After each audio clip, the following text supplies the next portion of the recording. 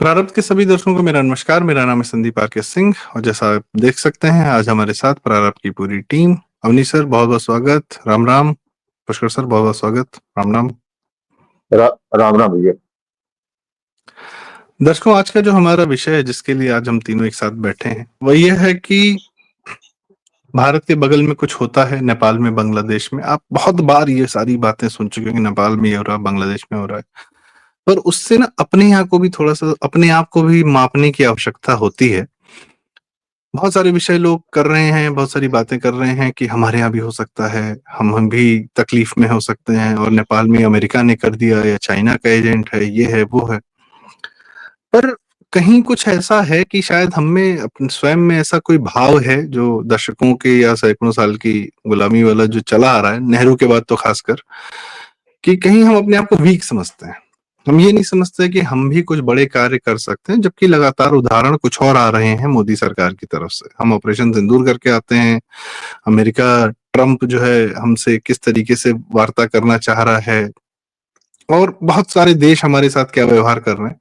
पर फिर भी कहीं हम ये समझते हैं कि हाय राम, कुछ कमी है हमें और दूसरे ज्यादा मजबूत हैं। सबसे पहले मैं अवनीश शर्मा जी से पूछना चाहूंगा, सर ये क्या चल रहा है कि अमेरिका ने करा दिया नेपाल में, चाइना ने करा दिया, हम ये क्यों नहीं सोच पा रहे हैं, क्यों ये विचार हमारे मन में नहीं आ रहा है कि भारत के बगल में है नेपाल, भारत का साझा इतिहास है, अगर वहां कुछ होगा तो नियंत्रण भारत करेगा और नेपाल की गरिमा बनाए रखने का कार्य भारत करेगा, उसमें किसी का हस्तक्षेप नहीं सहेगा। यह विचार हमारे में क्यों नहीं आ रहा? अवनीश सर। जी, सबसे पहले आप दोनों को प्रणाम और सभी दर्शकों को प्रणाम। देखिए संदीप जी, इससे पहले कि आपने ये जो सवाल पूछा है उस पर आऊं, आपके इंट्रो में जो आपने बात कही ना, मैं सबसे पहले उस पर आऊंगा कि हमारे अंदर ये क्यों, आपने 1000 साल की गुलामी वाली बात कही। देखिए साहब, अति आत्मविश्वास और स्वयं पर भरोसा, ये दोनों अलग अलग चीजें। अति आत्मविश्वास जब एक हद को पार कर जाती है तो वो गलतफहमी बन जाती है, तो उसमें नहीं रहना चाहिए। ये बात सही है, बिल्कुल सही है। लेकिन आप अपने किए पर भरोसा न करें, ये बहुत गलत बात है। अपने किए पर भरोसे की मैं क्या बात कर रहा हूं, अभी नेपाल के संदर्भ में नहीं कह रहा हूं, अभी मैं एक जनरल बात कह रहा हूं। तब कहीं ना कहीं आपके अंदर एक इंफीरियरिटी कॉम्प्लेक्स महसूस किया जाता है, और आपको महसूस करना चाहिए साहब। अगर आपका चेहरा सुंदर लग रहा है, आप अच्छे कपड़े पहन रहे हैं, आप बढ़िया लग रहे हैं, लेकिन लोग कह रहे हैं कि आप बढ़िया लग रहे हैं, एक बार लोग आपसे जल भी सकते हैं कि नहीं कहेंगे, लेकिन आप खुद ही अपना रोआ गिराए हुए हैं और आप खुद ही कह रहे हैं कि नहीं नहीं नहीं नहीं नहीं नहीं। ये स्थिति बहुत खतरनाक है। फिर आप अपनी उपलब्धियों को न महसूस कर पाते हैं, उसको क्लेम करना और गिनाना तो छोड़ दीजिए। मैं ये नहीं कह रहा हूं कि सरकार जो कुछ भी करे, हमारे यहाँ जो कुछ भी डेवलपमेंट हो रहा है, चाहे वो सामरिक महत्व की चीजें हो, चाहे हमारे विकास के काम हो, चाहे डेली रोजमर्रा के काम हो, या बड़ी बड़ी चीजें हो। उपराष्ट्रपति पद का आज शपथ ग्रहण हुआ है, और जहां पर ये कहा जा रहा था कि 6 महीने में सरकार गिर जाएगी, 4 दिन में राहुल गांधी प्रधानमंत्री बन जाएंगे, 240 के बाद हम खुद निराश हो गए थे। हमको लग रहा था कि नहीं नहीं, अब तो हमारे पास नीतीश और चंद्रबाबू नायडू जैसी 2 ठो बैसाखी है, हमारा अब क्या होगा, अब तो मोदी वो वाले मोदी नहीं रह जाएंगे। लेकिन अगर नंबर गेम की बात करें तो 295 के सामने अभी उपराष्ट्रपति चुनाव में आपके पास क्या नंबर थे साहब? वोट चोरी जैसी सारी चीजें साफ हैं। आज ही कल सॉरी मद्रास हाई कोर्ट ने वोट चोरी नाम के एक याचिका को न सिर्फ खारिज किया बल्कि जुर्माना लगाया है। सुन लीजिएगा, जुर्माना लगाया है। तो ये होती है सड़क की बकवास और वाकई काम करने की जगह पे।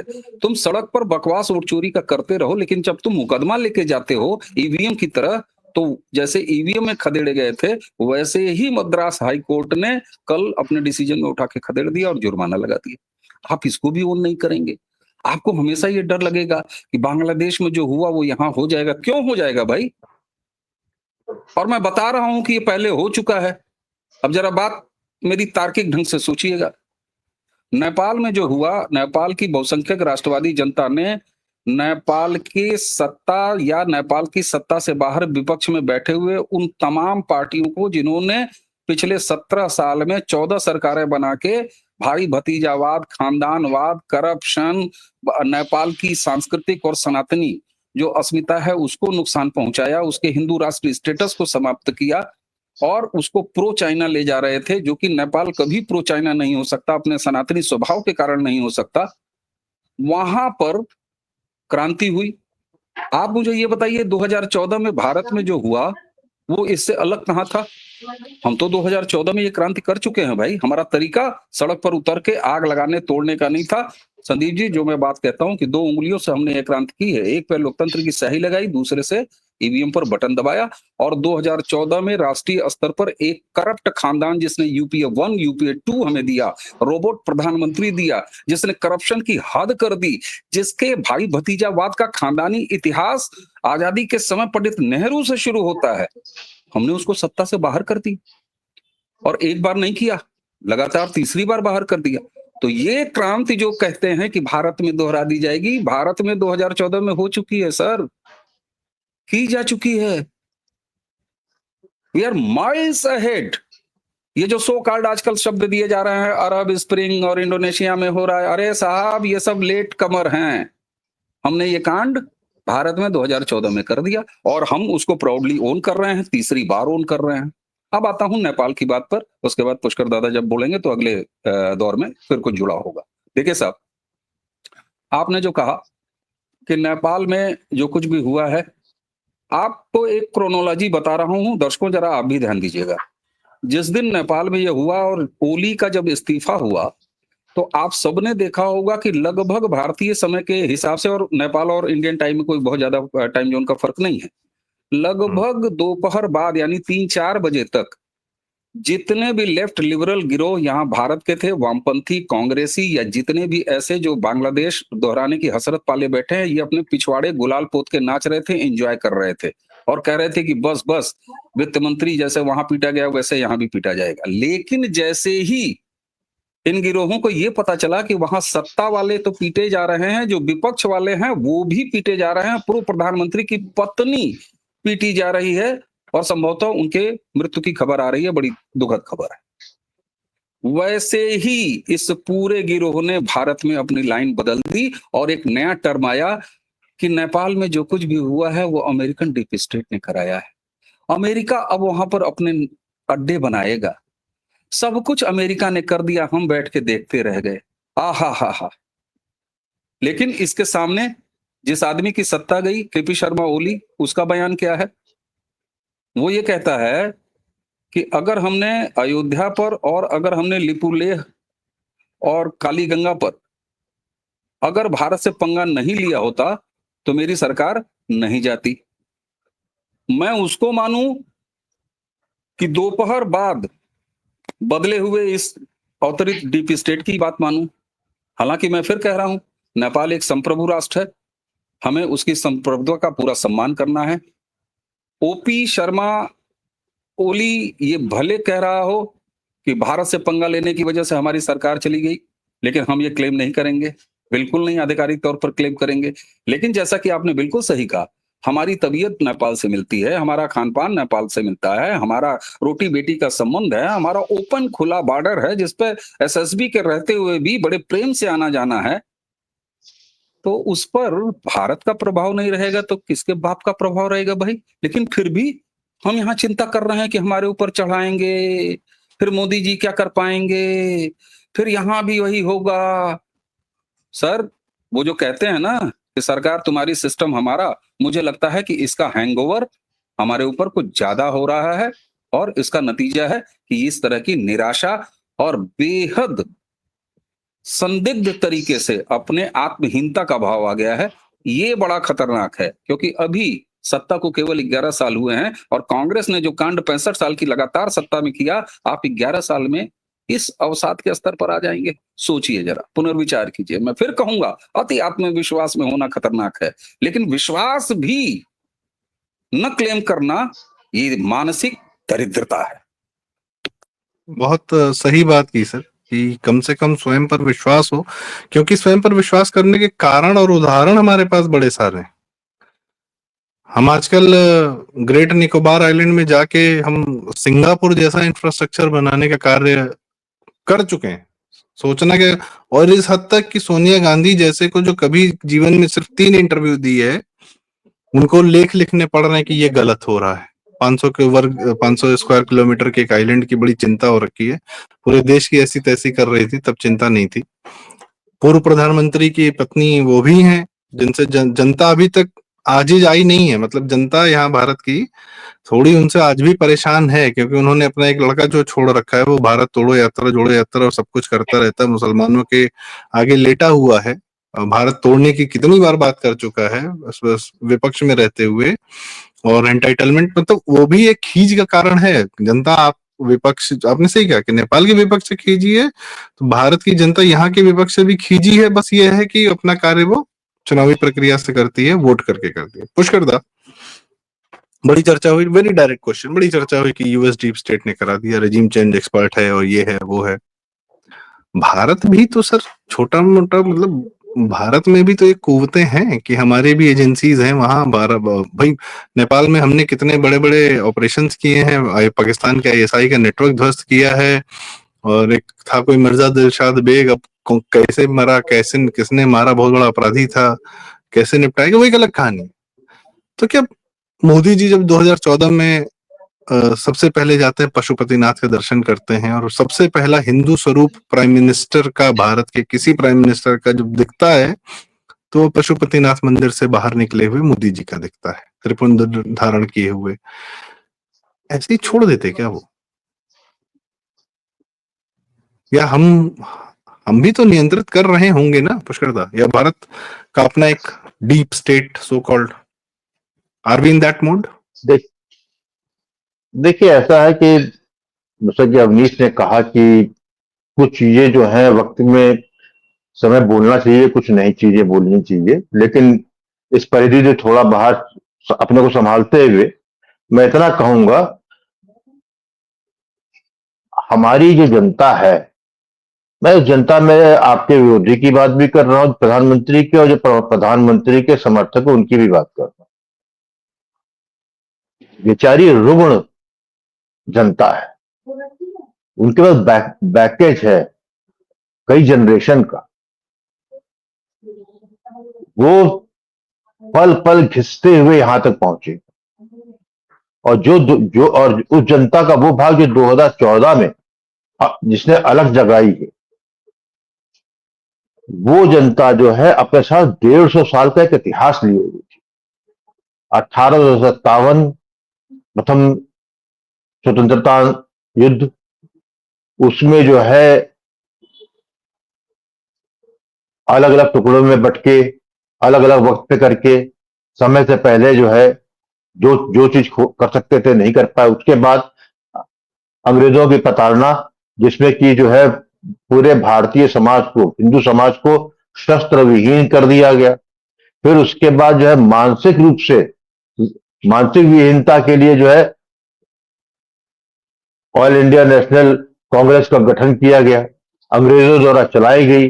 फिर उसके बाद जो है उसको और जो है पूरा मौका नहीं हो पाया अंग्रेजों से, तो फिर एक अपना एजेंट लेके आया साउथ अफ्रीका से, जो कि 19 साल का वो जो है अपनी जो एक 19 साल अफ्रीका में रहकर जो है प्रक्रिया पूरी कर चुका था, मोहनचंद करमचंद गांधी। उसने जो है उस समाज को जो है 1920-30 में आकर जो है टोटल दंत विहीन कर दिया। फिर उसी समाज ने यह भी देखा कि 1857 पर जिन लोगों ने अंग्रेजों के सामने विद्रोह किया, उनकी गर्दनें काट दी गई, और उनके घर, उनकी जागीरें जो है उन्हीं के ही भाइयों को या उनके दुश्मनों को दे दी गई, अनाम लोगों को दे दी गई। तो एक नया समाज उन्होंने तैयार किया। इसी जनता ने बेचारी ने जो है 1947 में अहिंसा के नाम पे बंटवारा स्वीकारा, और उसकी कीमत 10 लाख लाशों से दी। नहीं कंप्लेन की, क्योंकि महामत्व का उसको चश्मा था, चढ़ा हुआ था। फिर 47 के बाद उसने नेहरू को जो है, पंडित नेहरू को, उन्हीं लोगों को सम्मानित करते हुए देखा, उनको ही कांग्रेस में सम्मिलित करते देखा, जो अंग्रेजों के सलाहकार थे, अंग्रेजों के साहूकार थे, अंग्रेजों के सहायता वाले लिप्त थे और जिन्होंने बंटवारा करा। तो वो जनता जो है बिल्कुल पूरी तरीके से कह सकते हैं कि हीन भावना से ग्रसित हो गई। उसके लिए सर्वाइवल मोड ही रह गया। फिर उसके बाद कांग्रेस ने एक इकोसिस्टम बनाया। उसमें क्या किया, तुमको कुछ नहीं करना है, तुम्हें अपनी जो है टैलेंट, अपनी बौद्धिकता का तुम्हें चिंता नहीं करनी है, तुमको दास बने रहना है। दास कैसे बनोगे, तुम्हें नौकरी करनी है। नौकरी क्या है, जिसमें तुमको जो है ऊपर से मिलता भी रहेगा।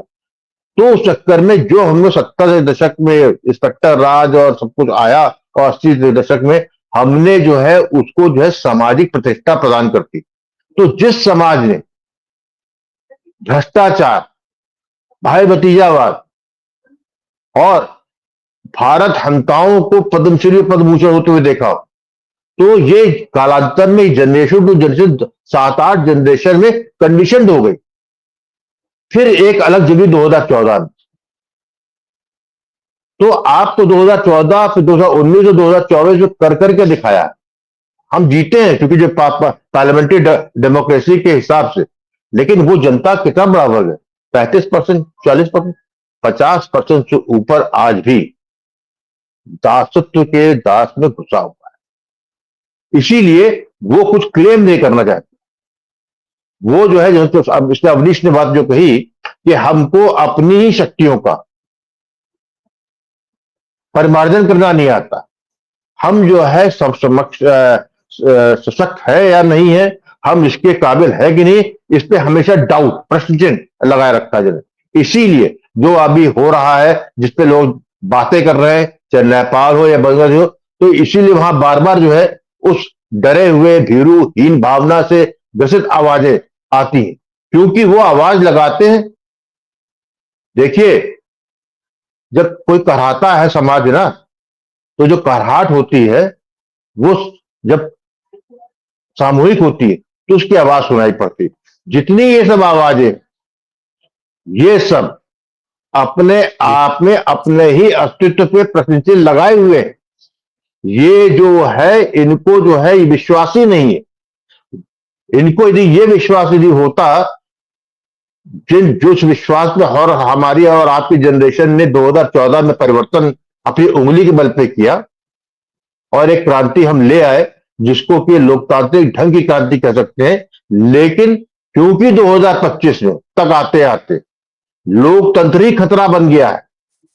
जिन लोगों के हिसाब से दुनिया चलती चलवाई जाती थी और भारत के लोग, भारत के राजनेताएं, राजनीतिक दल जिन लोगों की बात पे भारत की सौदा किया करते थे, आज उन लोगों को लिए पहले लोकतंत्र तब तक अच्छा लग रहा था जब तक कि बार बार उनके ही बनाए हुए लोग सत्ता में आते थे।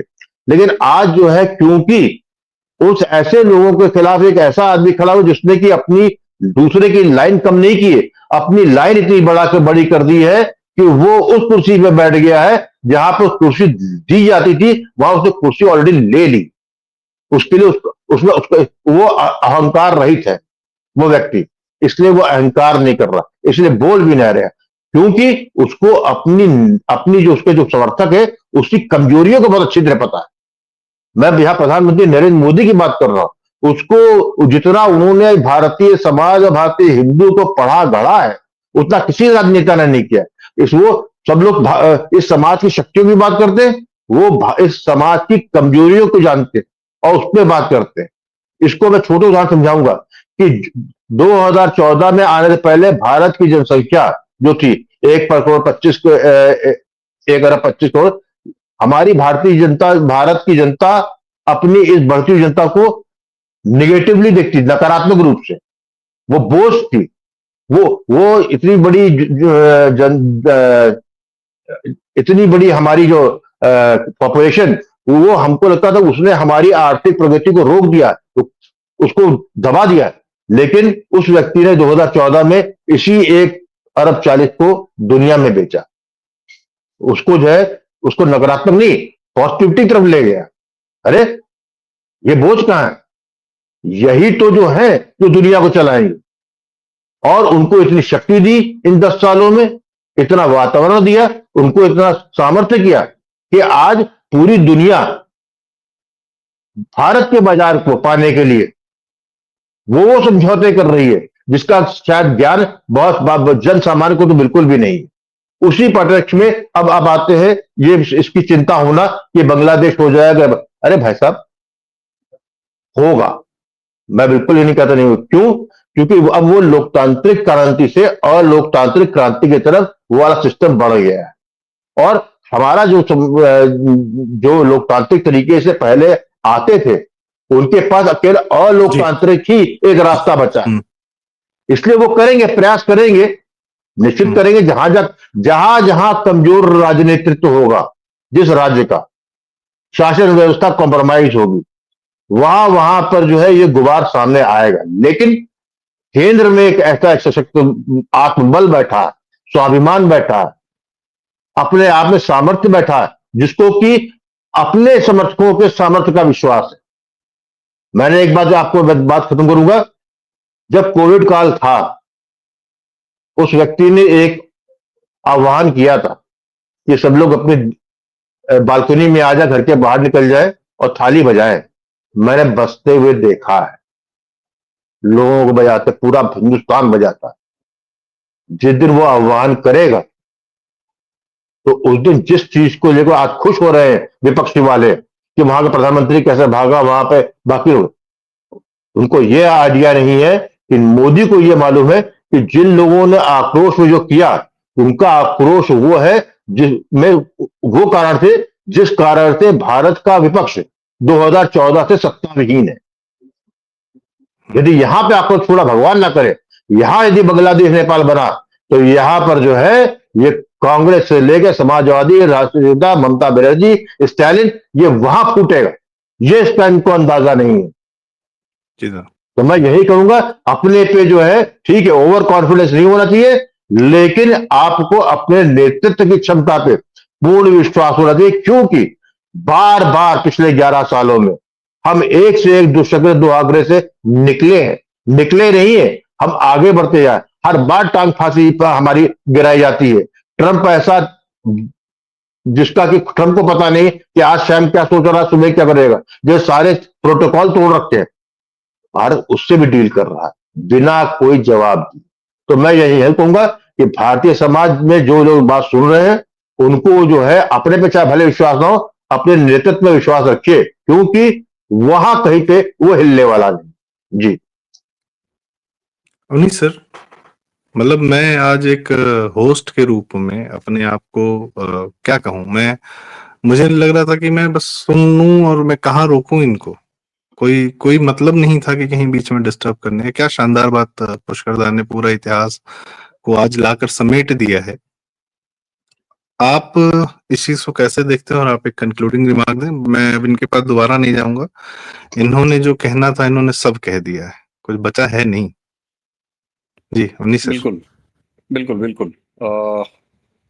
मैं पुष्कर दा को वाकई धन्यवाद दूंगा कि मैंने जो बात शुरुआत में रखी, इसको इन्होंने जो विस्तार दिया और जिस तरीके से परिभाषित किया, कि अब मुझे लगता है कि दर्शकों, हम यहाँ गाल बजाने नहीं, मैं पहले ही कहा, अति आत्मविश्वास बिल्कुल नहीं। और ऐसा भी नहीं कि जैसा पुष्कर जी ने कहा कि इन्होंने प्रयास नहीं किया। अरे साहब, अवार्ड वापसी वहां से आप शुरू कीजिए। शाहीन बाग, पहलवान, किसान, क्या क्या नहीं किया आप सोचें। छात्र, अग्निवीर, रक्षा, छात्र, और छोड़िए, एक तरफ हमारा ऑपरेशन सिंदूर चल रहा है, दूसरी तरफ पाकिस्तान में हीरो बना बैठा है आपका लीडर ऑफ अपोजिशन। रिस्पांस भी देखिए आप, बिल्कुल सामने है। प्रधानमंत्री की मां को गाली दी जाती है बिहार के धरती से, यहां तक गए। आज वीडियो बनाए सर। तोड़ना हो 15 अगस्त में नहीं जाएंगे। और आज उपराष्ट्रपति जी का शपथ ग्रहण समारोह हुआ, धनखड़ जी वहां मौजूद थे, और आपका ये बेहया लीडर ऑफ ऑपोजिशन फिर गायब है। सर, हम ये क्रांति वाकई 2014 में कर चुके हैं। दर्शकों जरा सोचिएगा बड़े आराम से, ये गाल बजाने वाली बात नहीं है। ये कल भी हमने व्यालोक ने इस बात को चर्चा किया है, वो वीडियो भी पड़ा हुआ है, आप सबने देखा है। मैं अब जरा संदीप जी आपकी तरफ आऊंगा नेपाल के संदर्भ में। देखिए, पुष्कर जी ने भी कहा और मैंने भी ये कहा, हम नहीं कह रहे हैं आपने जो कहा कि क्या डीप स्टेट, और ये बात तो बिल्कुल सही है कि भाई डीप स्टेट का नाम कितने लोगों ने, जरा ईमानदारी से याद करिएगा कि डीप स्टेट का नाम कब से आपने सुनना शुरू किया है? कब से मैं आपको नहीं कह रहा हूं, आप सोचें हम सब ने कब से सुनना शुरू किया है? क्या जब से हमने सुनना शुरू किया है तभी डीप स्टेट पैदा हुआ है? और मैं आज भी मानता हूं कि इस तरह की जो भी शक्तियां हैं वो अलग अलग जगहों पर अलग अलग तरीकों से हमेशा मौजूद रही हैं भाई। आप मुझे ये बताइए, इंदिरा गांधी केबीजी के साथ मिलकर क्या क्या कांड करके आई हैं, ये सारे दस्तावेज में दर्ज है ना। आप नहीं कहिएगा कि वो एक डीप स्टेट था। नेहरू ने लियाकत के साथ जो किया, पाकिस्तान के साथ जो किया, क्या ये केवल द्विपक्षीय मामला था? इंटरेस्ट नहीं है? तो ये ऐसी तमाम चीजें हैं, लेकिन मैं केवल जो सामने मौजूद है उसको सामने रख के और ओपन एंडेड बात आपके सामने दर्शकों रख रहा हूं कि जब नेपाल का अपदस्थ प्रधानमंत्री ओली कहता है कि हमने भारत से 2 मुद्दों पर, सीमा मुद्दे पर और अयोध्या पे पंगा लिया, अगर नहीं लिया होता तो हमारी सरकार नहीं गई होती। किसने किया? कैसे हुआ? कौन बनेगा इंटरिम? आगे कौन सी सरकार आएगी? नेपाल एक संप्रभु राष्ट्र है, हमारे सांस्कृतिक संबंध हैं, हमारी ओपन सीमा है, हम उसकी सीमा का सम्मान, उसकी नेपाल की राष्ट्रीय अस्मिता का सम्मान करेंगे, हम क्लेम नहीं करेंगे। अगर किसी से पूछना हो तो जाके ओली से पूछे कि तुमने ऐसा क्यों कहा। इसलिए हम उस पर बिल्कुल चुप हैं। हम एक मजबूत राष्ट्र की तरह, एक बड़े भाई पड़ोसी की तरह, जो नेपाल के लिए हो रहा है हो रहा है। मैं याद दिला दूं, बस चलते चलते समेट रहा हूं अपनी बात। भारत का औपचारिक स्टैंड नेपाल पर अभी तक का क्या है? पब्लिक डोमेन में है। नेपाल जब ओली का इस्तीफा हो गया उसके 3 घंटे के बाद, दर्शकों मिनिस्ट्री ऑफ एक्सटर्नल अफेयर्स पे चले जाइएगा, 3 घंटे के बाद भारत का पहला स्टेटमेंट आया, हम स्थितियों पर नजर रखे हुए हैं, नेपाल में जल्द शांति बहाल हो, ये हमारी अपेक्षा है। भारतीय नागरिक जो भी वहां पर हैं उनके लिए एक नंबर अनाउंस किया और उसके साथ कहा, एडवाइजरी जारी की कि नेपाल की यात्रा मत कीजिए। भारत नेपाल मैत्री जो बस सर्विस है उसको स्थगित किया, एसएसबी को तैनात किया, क्योंकि 15,000 नेपाली जेल से कैदी भी गए। और आप सबको बता दूं कि हर एक एसएसबी चौकी पर 50-50, 100-100, क्योंकि वो वहां के कैदी हैं तो भाग के वो कोशिश कर रहे हैं भारत में आने की। और सिर्फ भारत का स्टैंड ही नहीं, ओपी शर्मा ओली के इस्तीफे तक दुनिया के किसी भी राष्ट्र ने, अमेरिका, जापान, चाहे कोई भी राष्ट्र इंक्लूडिंग भारत, उसने कोई स्टैंड पब्लिक डोमेन में डाला हो तो जरा गूगल करके खोज लीजिएगा, नहीं। इसका मतलब नेपाल में ओली अपदस्थता के लिए जो नौजवानों का चेहरा सामने था, जिसका कोई एक सिंगल बैनर नहीं, वो आंदोलन एक शुरू हुआ, तब तक शेष विश्व ने खामोशी रखी। जब ओली का इस्तीफा हो गया, जो वहां होना था वो काम पूरा हो गया, तब भारत ने अपना स्टेटमेंट दिया, चाइना ने भी, जापान ने भी, अमेरिका ने भी, सबका पब्लिक डोमेन में आया। और अंतरराष्ट्रीय स्तर पर कूटनीति के ज्ञाता है पुष्करदा, जब कभी किसी राष्ट्र में ऐसी चीज होती है तो सबसे पहले वहां की सरकार इस बात की प्रतीक्षा करती है कि दुनिया के और देशों से, हमारे मित्र चाहे तटस्थ, उनसे हमारे लिए क्या रिस्पांस आ रहा है, और उस आधार पर वो डिसीजन लेती है। जब ओली ने ये देखा कि हमारे लिए कहीं से कोई संदेश नहीं है, नील बटा सन्नाटा है पूरे विश्व में, ओली ने अपना इस्तीफा सौंपा और सैनिक छावनी में जाके छुप गए। और उसके बाद उन्होंने कहा कि अगर हमने भारत से पंगा नहीं लिया होता तो हमारी सरकार नहीं गई थी। बस इसके आगे ना कुछ जी। बोलना है ना कुछ कहना है। जी उन्नीस जी, बड़े मुझे लगता है कि कम से कम जब बड़ी घटना होती है तो हमको भी अपनी छोटी छोटी समस्याओं को देखने का, उनको संभालने का, उन पर कार्य करने का मौका मिलता है, नजरिया भी मिलता है, समय भी मिलता है। अदरवाइज हम अपना जीवन तो जी ही रहे हैं।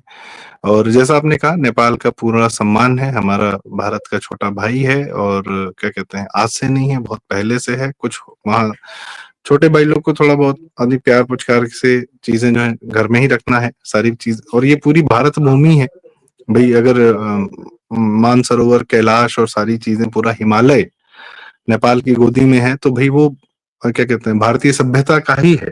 तो भारत सभ्यता वहीं से आती है, सारी नदियां हमारी वहां से आती हैं। खैर, और मुझे लगता है कि मोदी जी अब जब वहां पर एक थोड़ा सा स्थायित्व आएगा, तो मोदी जी ये जरूर इंश्योर करेंगे कि नेपाल अपने में वहां पर व्यापार हो, वहां पर टूरिज्म हो, जो सबसे बड़ा उसका केंद्र है, या सबसे बड़ा पोटेंशियल है मोदी जी के मन में, सदैव टूरिज्म को प्रमोट करने का कार्य रहता है। भारत जाए वहां मदद करे भाई। अर्थक्वेक आया था, सबसे पहले भारत पहुंचा था, 2 घंटे के अंदर पहुंचा था। तो अब जब वहां पर एक विपदा फिर आई है, तो उसको वापस से रिकंस्ट्रक्शन के लिए और उसको अपनी ढर्रे पर वापस लाने के लिए, अपना जीवन सामान्य करने के लिए भारत अपना संपूर्ण जितना हो सकता है मोदी जी के नेतृत्व में वह जरूर करेगा। और इसके लिए हम सबको प्राउड फील करना चाहिए कि हम न सिर्फ अपने देश में शांति बनाए रख सकते हैं, हम अपने आसपास में भी शांति बनाए रख सकते हैं। और ट्रम्प बहुत पहले ये सब कह के चले गए हैं कि उनका इलाका है, मोदी जी देख लेंगे, इट्स हिज डायलॉग। तो हम सबको भी यही मानना चाहिए कि जो हो रहा है होने दीजिए, नेतृत्व पर भरोसा रखिए, चिंता मत करिए। कुछ दिन में अभी देखिए क्या होगा, नेपाल बढ़िया टूरिज्म फ्रेंडली स्टेट बनेगा, कंट्री बनेगा, और वहां पर भारतीय आपको सबसे ज्यादा दिखेंगे। वैसे भी भारत में घूमने के लिए पहाड़ थोड़ा कम पड़ रहा है आजकल, जनता इतनी ज्यादा है और पहाड़ कम पड़ रहे हैं घूमने के लिए। तो चला जाएगा नेपाल, आराम से एंजॉय किया जाएगा, कोई समस्या नहीं है। तो पुष्करदा मुन्नी शर्मा जी, बहुत बहुत धन्यवाद, आपने नेपाल के बहाने हमको अपने अंदर भी झांकने का मौका दिया, जो अक्सर हिंदू संस्कार है, अपने स्वयं के अंदर भी देखना बड़ा आवश्यक है। हम कहाँ हैं, हमको कितना आत्मविश्वासी होना चाहिए, हमको गलतफहमियां नहीं पालनी चाहिए। और हाँ, जो कर्म किए हैं उस पर भरपूर भरोसा रखना चाहिए। कर्म ये कि नेतृत्व चुना है तो नेतृत्व पर भरोसा रखिए। इसी के साथ बहुत बहुत धन्यवाद, नमस्कार। आपको बात कैसी लगी, चर्चा कैसी लगी? मुझे तो अद्भुत लगी। आपकी क्या राय है कमेंट्स में जरूर बताएं, और आपके माध्यम से वीडियो दूर तक जाए इसलिए अपेक्षा है, कृपया वीडियो लाइक करें, शेयर करें, चैनल जरूर सब्सक्राइब करें। प्रारब्ध तीनों लोग का चैनल यही प्रारब्ध। बहुत बहुत धन्यवाद, नमस्कार, प्रणाम, राम राम। राम राम।